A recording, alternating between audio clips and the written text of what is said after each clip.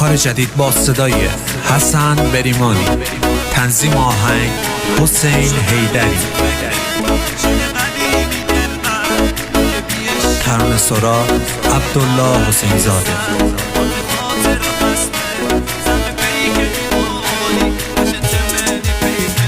امشو درمه تو فکره شن قدیمی دلبر، اون که بیشته برده بنه یاد درمه سر بات خاطرات مسمه زن به پیک لیوانی دشن تمنی پیکه پراکن جان ساقی آسمون ما امشو چه گفت مبیه ساقی از این روزگار خله درد و قدیمه ساقی خله خراب مه بساسه من حاله ساقی تا پر بیت مه مزون من باله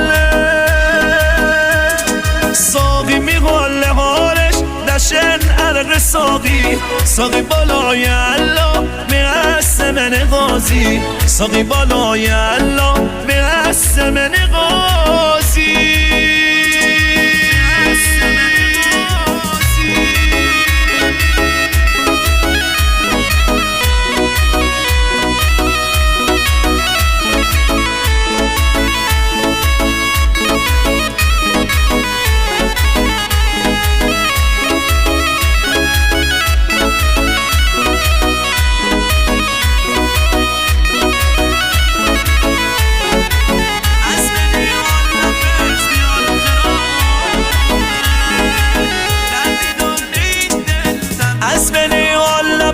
میال خرابه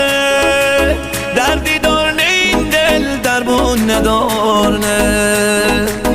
اره خسته نیمه من خستگیمه